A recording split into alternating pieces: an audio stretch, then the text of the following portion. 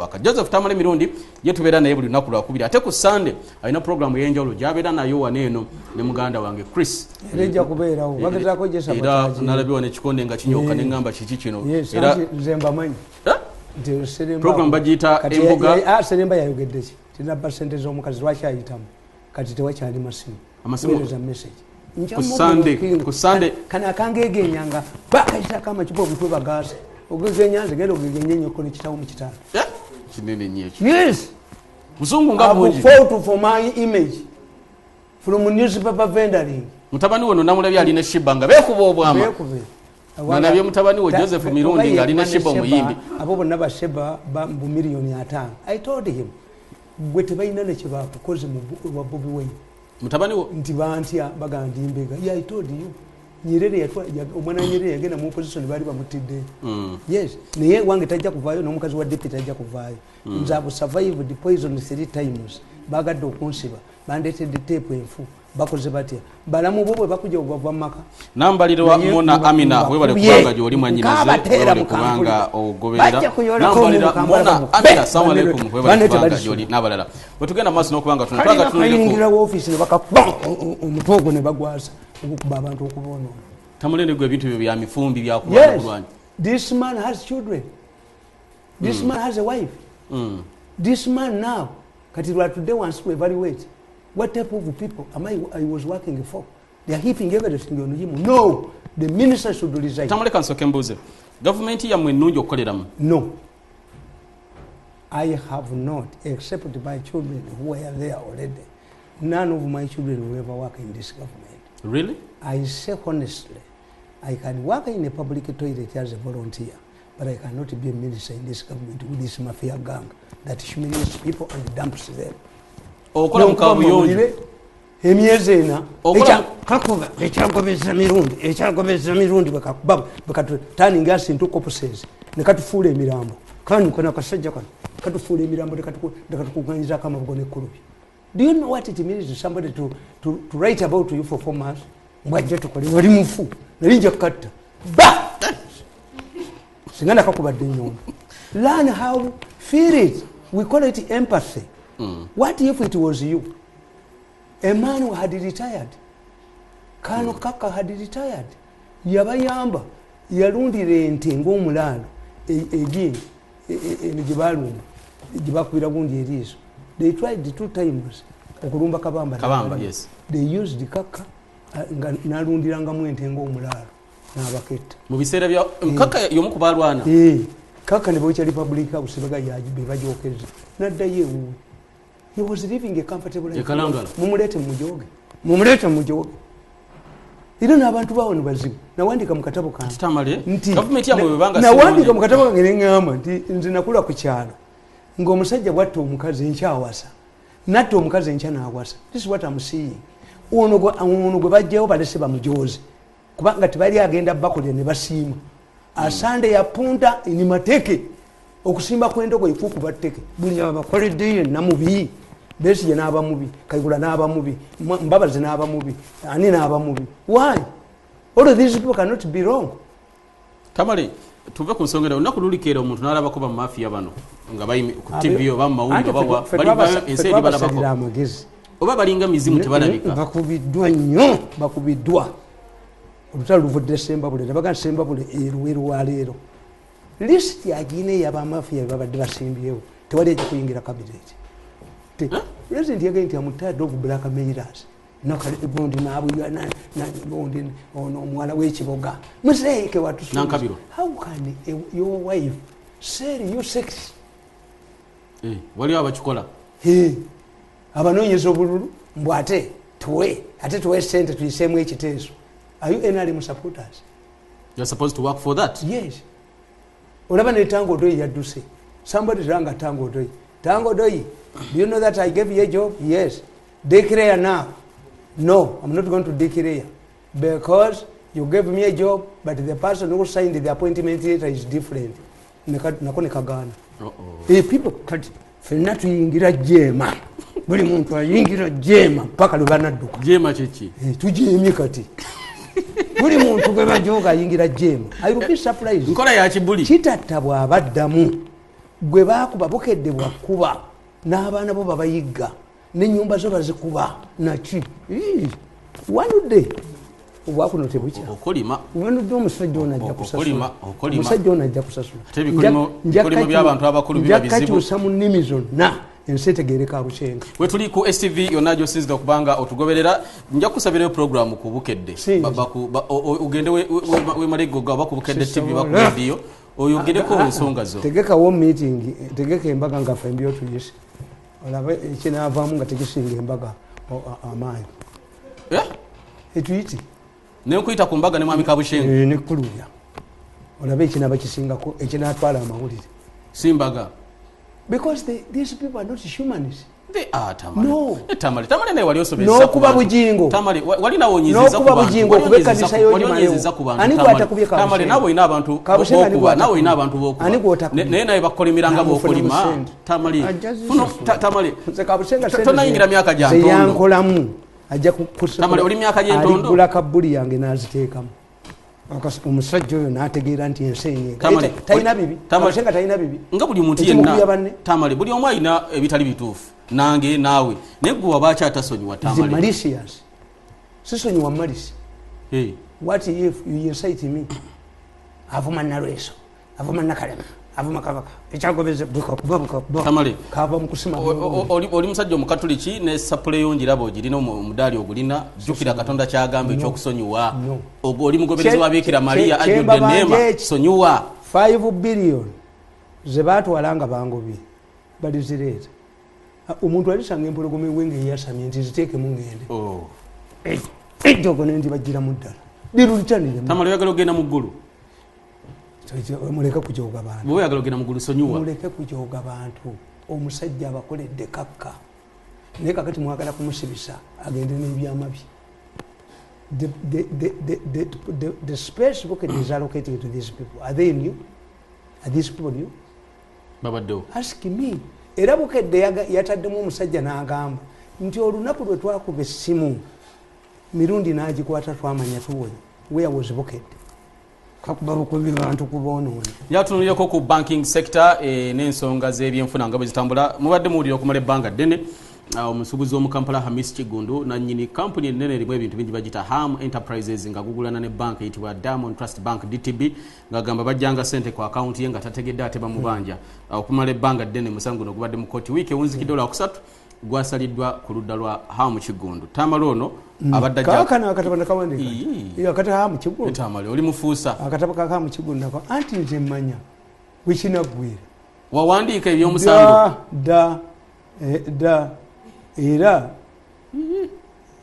olinga bano somako wano zino ensonga zokka zino bezisatu todda mu background Ham Kiggundu scare the real truth ekikokolo kya Ham Kiggundu amazima agaddala nga bukedde akuba nti ebizimbe bye bagenda bitwala Kabushenga okay naye nja kusasula ku nsonga zino atugamba byansi yonna Agamba, did Hamis Kiggundu present mortgages security as required by the bank? The answer is yes. This is why the new vision alleges that Hamis Kiggundu risks losing his assets, which means he staked assets with the bank.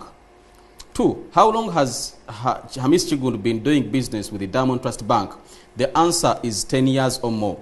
This means that Hamis Kiggundu has been securing loans with the bank and paying back. Otherwise, the relationship between him and Diamond Trust Bank wouldn't have lasted for a good 10 years. 3. What has caused this misunderstanding between the two parties? It is true that Kiggundu suspected fraud and carried out an audit which he has presented. Then this can be a good foundation that can help the two parties reconcile their books of accounts. 4. We know that all institutions strive to protect their credibility, trust and goodwill. Therefore, we can't expect Diamond Trust Bank to easily accept the allegation of fraud. If they did, the allegation was will obviously erode their credibility and trust among the customers. This is so because if Kiggundu's audit is a true picture of the bank's official operation and not an endeavor by an individual staff, then the responsibility goes straight to the door of top management of the bank. Therefore, Kiggundu threatened the bank and put everything in writing that he had decided to end the relationship with the bank. This, however, sends shivers down the spines of Diamond Trust Bank top managers. For an institution that strives on trust of customers, this should be taken as a serious threat to the institution's survival. I hear that Ham Kiggundu's case is not an isolated one, and the bank faces a string of similar cases. Yes, Katsoka tegere.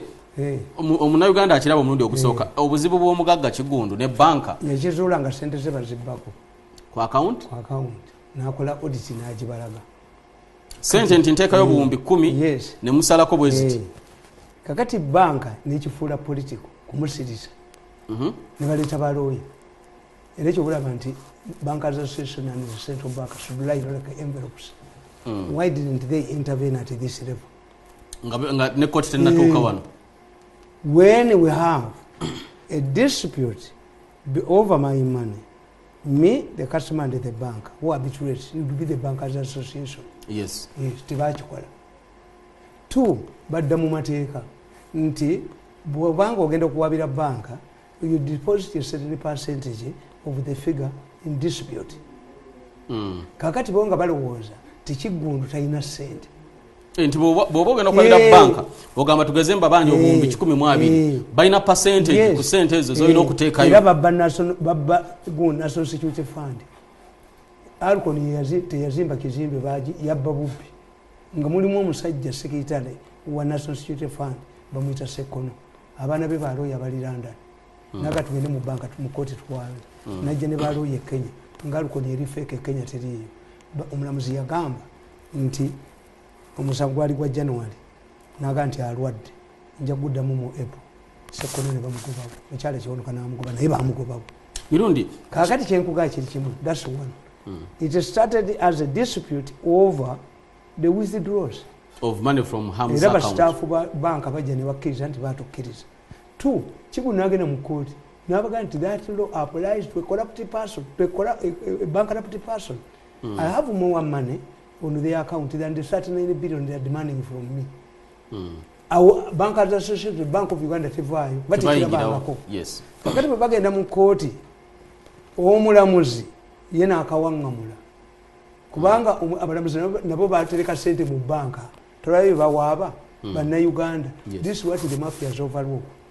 Kakati ekyatandikanga dispute over withdrawals omulamuzi agamba n'okugamba tine sente ze bakuwola saali zivudde mu banka y'e Kenya etalina license wano oyopotea kyekibatawaanya.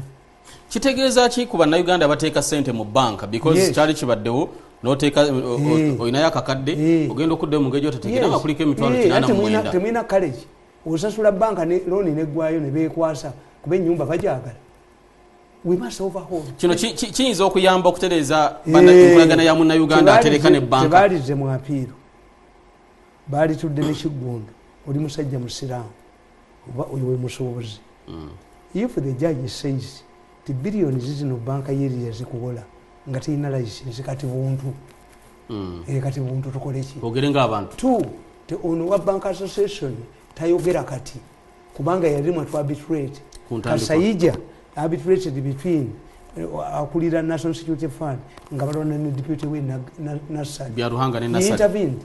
Wabula bano ba mafia wo balabira bagana ku interveninga nga olanya akuba Kadaga kuba bali bagala kujjawo Kadaga Bwiino we basirikira.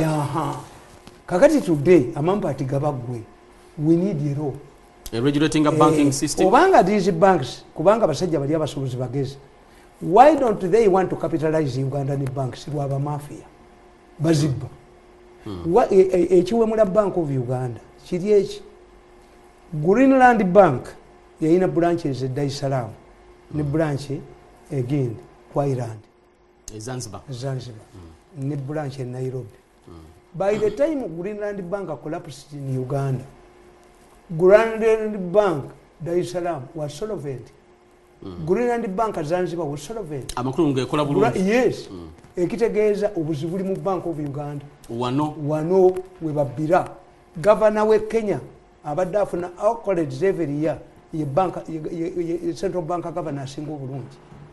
Kubanga Kenya bayonona buli kintu kyonna banka and Uganda Kenya wano tebalina kibatabba ne damu singa yali esituka nakakati nga nakubidde obutambi era bategese okubba ku sente Museveni zazaayo abaana mu ssomero ebya covid bino tebalina obubatabba n'omulambo bagubba. This is a difference. Kakati abasajja bali olw'okutya okubabba wano banka bazita overshore owa syndicated loans katubeere Kenya gye batabba tubaweereze nga waliwo gwe tuwola kakati which means the Ugandan bank is an agent naye mbuzi ku nte agende Kenya neyeewolayo sente ono interest naziwola nawe ono interest kitegeeza banka ye Kenya singa yebadde wano sente zandibadde ntono interest yandibadde wansi ekimutamanyi. So even banking system yafuna yeri why syndicated? Syndicated means you become my agent. Banka zino zetulaba nesizireta wamwe bajja zibbirayo nti banka eri Kenya ewola banka erabikawa ne Uganda banka ya Uganda newola hamu Kiggundu. Lwaki banka ye Kenya tekapitalizing wano bamafia bajja kujibba nti omukazi bugulu woman akwata essimu ye bwati nasula banka zonna nibagamba nafuna ne audit egende entungamu president gye bamuzaala yesimbewo kiri Uganda these are the issues at play. So omusango wa hamu gwe yawabidde DTB nawangula oloza gugenda kuyamba banda Uganda anti gusettinga president waliyambye nga bategedde nti bannange tuwunya kivundu kikino ekiddira banka ye Kenya n'ekyo okujja wano neweereza buweereza wano waliwo obuzibu lwaki banka ye Kenya yaweereza sente tuyina n'ensonga endala eyogerwako nalabya Katambi hamu Kiggundu kayogedde ng'agamba bano abantu banka engwira zitutte nnyo sente akasente akandisigadde wano kakola naye wabiwandikako eyo banka eyo bukyejja buno emyaka aga yagakaani eyinawo ekizimbe kyayo ekya banka bapangisa ne manager waabwe wapangisa buli wobalaba beekukuniziza bwe bati so sike kaseera president n'abalagira nti buli asasula revenue authority ayita mu banka etu capitalize it sente zaffe eza tax emitwalo 12 zagendanga mu banka ya muntu omuntu okusasula omusolo ogwa gavumenti guyita mu banka eno lyeteeka n'abagenda okwesimba mu parliament sente ziyita mu banka za revenue zonna ziyita mu banka etu capitalize it terina ate nga si y'Abannayuganda kubaga kana ina political role gy'abazanyira. You sacrifice national interest because of Aga Khan. Aga Khan wouldn't be a problem to you. You wouldn't have used Aga Khan if you have an efficient foreign affairs ministry. Samu Kutesa. Tujja kusinkana olwokubiri oluddako abadde Joseph Tamele Mirundi nze Haji Kazibe Bashir Mbazira nkwagaliza kwa bulungi akume.